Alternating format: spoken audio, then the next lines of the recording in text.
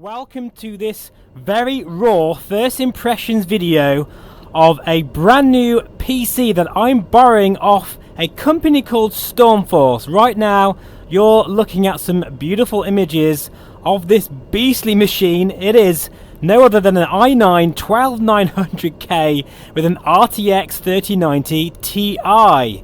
Now, many of you on the channel might already know this, and some of you probably are wondering what computer I generally run. Well, it actually is a Stormforce computer, because I bought one even before they even knew anything about me, and I'm running a 10900K 3090, so I'm really interested to see what the differences are, and is it really worth, you know, upgrading to a new CPU, and, you know, that Ti version of the RTX 3090. Well, at the moment, we'll get back to the video again.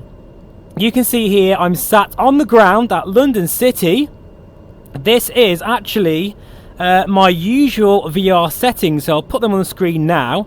These are not ultra settings, but as you can see, they're very, very close. Now, the key factor here is also I'm using live weather, which is an incredibly thick layer of cloud over London, which is perfect.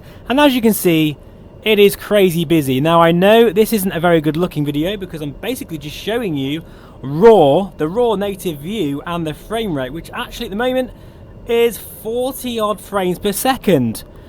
That is actually very, very impressive. Honestly, that's really impressive. Anyway, let's just take off and do a quick spin around.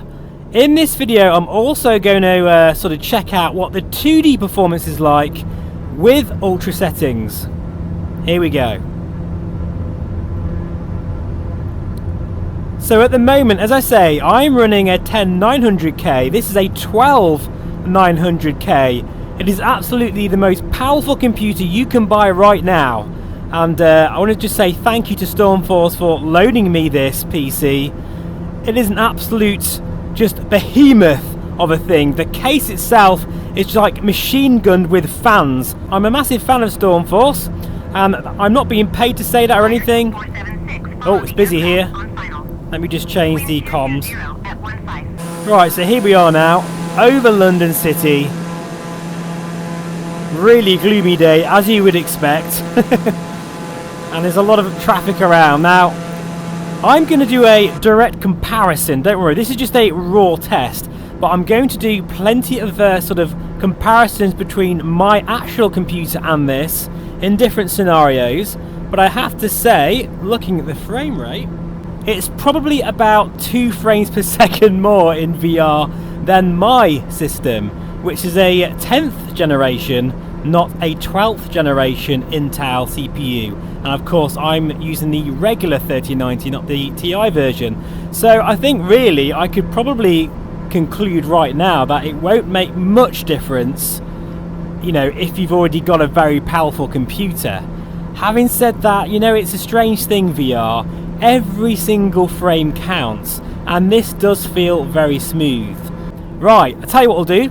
Let's now jump to ultra settings over London, and let's see what this computer can really do. Right, so welcome back, folks. I've just now, as you can see there, everything is at ultra settings. It took ages to do that, actually, because there's no actual custom preset you can do that. Apply. I'm not expecting this to run very well, folks. This really is crazy doing this in VR, but you know what? I just have to try it. Here we go. I can already tell that frame rate has shot to the floor here. I wouldn't recommend doing this. Oh, hang on. Oh, no, this doesn't seem too bad, actually. Right, okay, this is ultra settings right now. Oh, wow, look at that. Okay, that's so interesting, right? Because when I look at the frame rate, it is like bright red, and it's telling me this is bad. You know, 20 frames per second. What is it now? Yeah, between 20 and 25 frames per second. But you know what? When I'm actually inside the headset, it's not that bad, considering this is ultra settings. Even the LOD is at 400. I think this is where my PC, the 10900K RTX 3090, it would drop to about probably below 20 frames.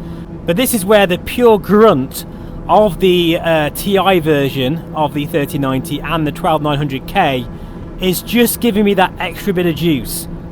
This isn't too bad. Honestly, you're going to think I'm crazy. You're going to say in the comments, oh god, 20 frames per second, how can you do it? But it's a different kind of experience, folks, than gaming. Flying in a flight sim, you don't need so much high frames. And actually, even at sort of 22, 25 frames per second, if I'm just flying like this isn't too bad.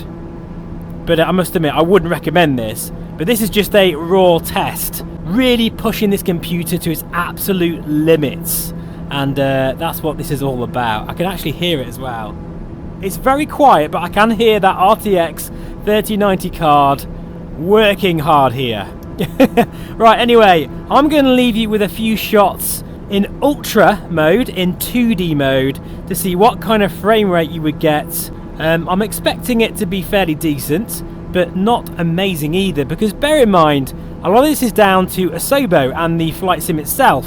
You know, it's got a ways to go to really improve and make the most of modern hardware. But you know what? These tests, you've just got to do them, haven't you? And you know, please let me know in the comments, what would you like to see me put this amazing computer through? I will accept pretty much any request, even non-flight sim sort of content. Anything you can think of. Maybe even race sims, because I'm very intrigued to test this out as much as possible. Thank you so much for watching, folks. I'll leave you with a bit of 2D footage, and I'll see you again very soon. Bye bye for now.